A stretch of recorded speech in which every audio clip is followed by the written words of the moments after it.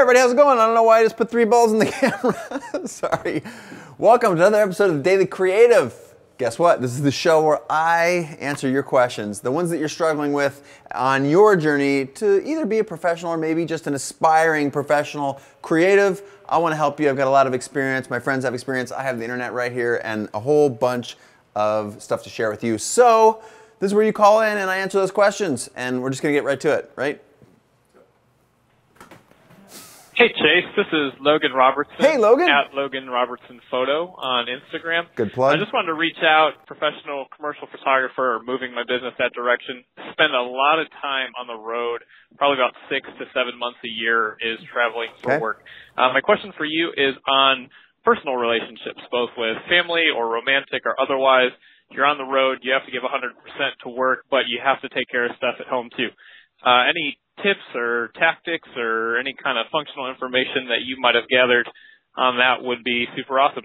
Thanks for the knowledge drop, man. Have a great day. Sweet. Logan, thanks for your call. It's a thing. I believe that there are, well, first of all, I have to understand, in order to answer this question completely honestly and thoroughly, I have to understand what your aspirations are. How good do you want to be? Do you want to be, because you can make a living and you can decide to work 40 hours a week or 30 hours a week or 50 hours a week, and no judgment. That's a great way to approach it, and you can be happy and healthy and provide for your family and probably create some retirement and all the things that I think that by and large the middle part of the spectrum of people who decide to pursue these professions they want for themselves.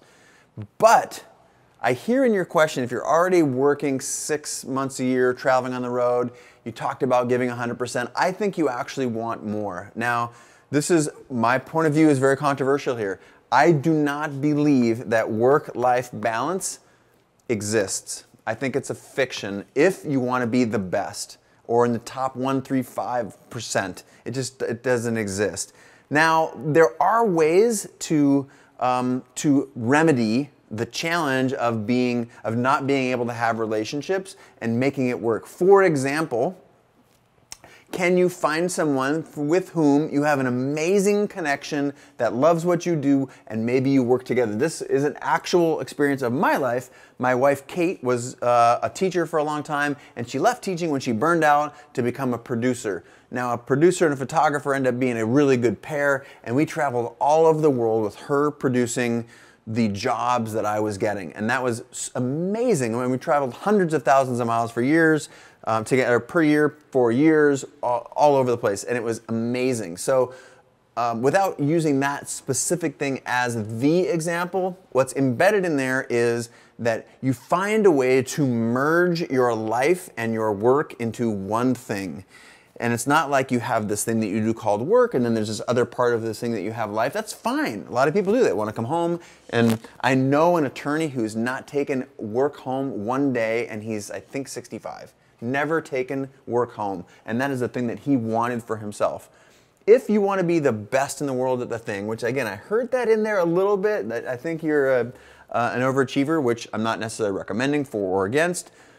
You need to find a way to combine those things such that you're not compartmentalizing, because there are people for whom being the best in the world at the thing that you want to be best in the world at is like literally Casey's nodding his head right there because he knows there are people out there who are doing, and it's not just working more isn't the only answer, but they're smart and they're working harder, they're outworking you. So, in order to combat that, the remedy is how can you combine your work and your home life? Now, also in there, so I'm gonna answer sort of a tangential, which I think might actually be the essence of your question. So I'm gonna try and go there too, which is that you actually have somebody at home, and they maybe don't love, or they're not interested in transforming their career, or you're merging together, and so you have some responsibilities back home. And in that case, I think 2 things. I think 1, you need to scale your expectations around what's possible with both. I tend to find that you can either be, you can take great care of yourself, you can be healthy, you can be great at relationships, you can be fully present for your kids, you can be fully present for your spouse or your partner, or you can totally crush it at work. But doing all three of those things, the European three, is impossible. So you have to, each of these things, they're sort of at different levels of attention, and you have to, I would recommend rather, you be intentional about those things. This is what I'm going to focus on, and set expectations with other people in your life. There have been times in my life where I have considered myself a terrible friend to people. Just like I miss weddings, I miss all kinds of things because I was insanely committed to my career. And that, I do believe, was required to achieve the things that I wanted to in photography. It is required to do the things I want to do here in building CreativeLive. And so I've made all kinds of concessions, but what I would rather you do is be intentional about that. Set it up and create expectations and then live that life. So those are two sides of the coin. I think there's a great video, and I say great because I made it. The last question was about confidence and arrogance. I don't know where that falls in that spectrum. I'm sorry. But I think it's a great video because it's, what is it? It's the myth. No, it's work-life balance is a myth. The myth of work-life balance. I'm not going to write it down. It's the myth of work-life balance. And I think that's an inspiring video because the centerpiece is A, the same sort of prescription that I'm giving you here, but B, it's also that you don't necessarily want to be me or be somebody else. When you look at people who are like doing something at some insane level that you see on the internet, realize that you should take something from that person. You should take something from what I'm telling you. Take something from Gary Vee or from Casey Neistat. Take something from Vanessa Van Edwards and make that into the thing that you are. Because I have one, maybe perverse version in my head about what I just shared with you about what it should be like, and you should just work yourself to the bone because that's who you're competing against. Maybe some of the other folks have a slightly different thing, but that's what you're going to use to combine in order to form your vision. So that's that whole, if you just Google me plus myth plus work, then you'll get a great video. So I love the question. Thank you for sharing, and I hope you feel satisfied. I feel satisfied with my answer. You guys, is that okay answer? Yeah? I'm going to add Joe McNally. Yeah, I'm going to, what's that? Joe McNally mentioned about the work-life balance too. Yeah, Joe McNally, good friend of mine, amazing photographer, also talks a lot about the work-life balance. He was, we did a Chase Jarvis live with Joe. We talked about that. So, oh, this handle's bendy. That's kind of weird, actually. I thought it was plastic. Okay, that is question number 1 in this episode. Let's go to question number 2. Casey, lay it on me. Hi, Chase. My name is Lynn, L-Y-N-N-E, Dykins, D-Y-K-I-N-S. Okay. And Hi, Lynn. I have been a design engineer all my life. CAD. I'm sick of it. I'm an artist, true at heart, and I want to embark on a creative life. Okay. How? So my mediums are painting, mosaic, and a bunch of other shit. But I love it. how to market me? I'm an introvert. Awesome. Okay. So how to market me, basically, and be comfortable with that. And I know you've touched on that, but thank you. Thank you for all of this, by the way. Thanks. Ciao. Lynn, I think your question is awesome. And I want to start off by thanking you for calling in, identifying yourself as an introvert. And I can also hear that you're pissed off, you're frustrated, maybe even upset right now. And it took a lot of courage to call in. So first and foremost, I want to say this is a safe place, and I'm really happy that you took the effort. So thank you for sharing. As far as the prescription or the answer to your question, I feel like what's happening with you right now is there's a psychology that I'm going to ask you to try and take on that is different than the psychology that you have right now. And I'm going to reference Tony Robbins. He's amazing. People think of him as a motivational speaker. Tony is way more than that. I encourage you to check out his stuff. He is a master psychologist. He is a master at understanding human performance. And the bit of his thing that I'm shtick or whatever, his point of view that I'm going to borrow and put in here is you have to have the right, it's sort of state, story, and strategy.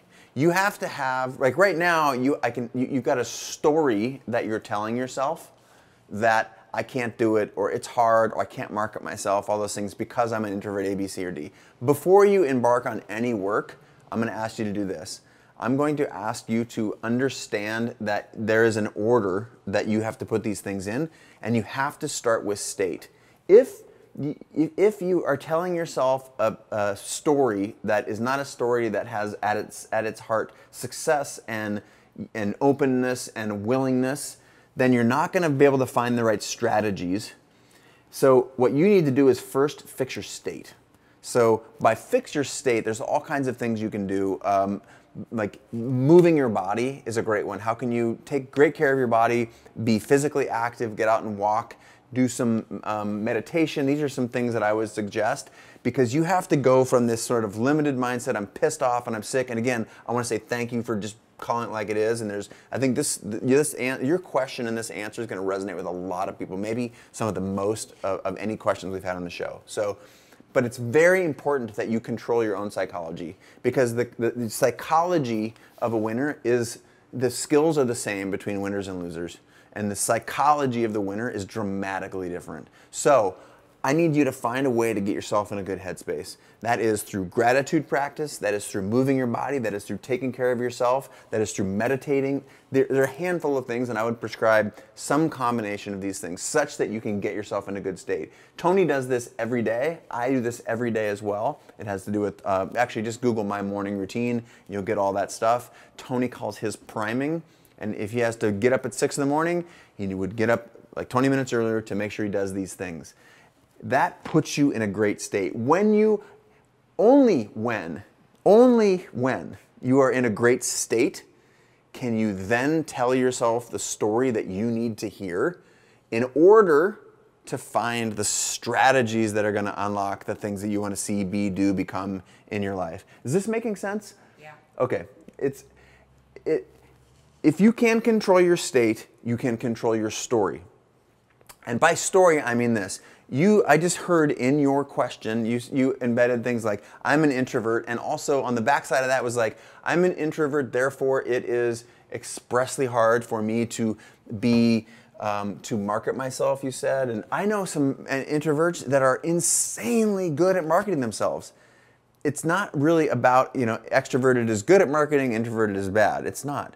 But you've told yourself that story. So you can control your state, and you can rewrite that script. And I've said it before also, if you don't write your own script, someone else will write it for you. And right now, you're listening to cultural paradigms that say introverts are bad marketers or bad positioners or whatever. I don't believe that to be true.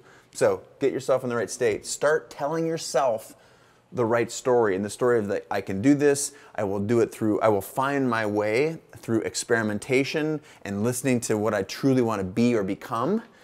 I'm going to experiment, I'm going to play, as in great book from my friend Charlie Hone called Play It Away, which is something I should write that on the board. That's a great one. Play It Away. I hope I can spell Charlie's name right here. Charlie Hone, H-O-H-E-H-N. There you go. And that has to do with using play on a daily basis to rid yourself of anxiety, provide clarity, and be able to listen to that internal story that you're telling yourself. So turn that story into something positive. And it's only when those A and B, the state and the story are positive and aligned, that you're going to be successful at the strategy. And the strategy is, what do you actually need to do to find out what you want to do? And that has to do with going to trade shows, experimenting, taking classes on CreativeLive, pursuing a bunch of things. If you're an engineering designer, or what it was design engineer. How do you know what to do next? You have to experiment a little bit, and when you find something, you find a thread that feels good or you like it, pull on that thread. It might not be the answer, but you're not going to be able to get there until you do some of these other things. And I need to be very crystal clear here. Very crystal. This is maybe the most important part, is that steps A and B, getting yourself in the right state to tell yourself the right story before you work on the strategy. This is very active. This is not sitting at home and waiting for it to happen. And I see people think that this is just you're just gonna get there by waiting it out. No, that creates a depression. Because doing nothing and feeling shitty about the situation you're in, that feeds on itself and it's a terrible cycle. So the state part is very active. It's active on a daily basis. It's active on a macro basis. And you take this very seriously. And a gratitude practice you could do this today. There's you can watch videos that I've made about my morning routine. You can snap your psychology a 180 in one day. I promise you. So that's very active. I don't want you to get sucked into just thinking this is going to happen. And then the strategy is going to happen. You are going to start to find and intuit what it is that you love, and you're going to be able to pull on that thread and find your next thing. So I don't want to be prescriptive about the strategy. I'm going to let you figure that out, because if you get parts A and B lined up, C will fall into place. I love that question. Say thank you again. That's what this show's about.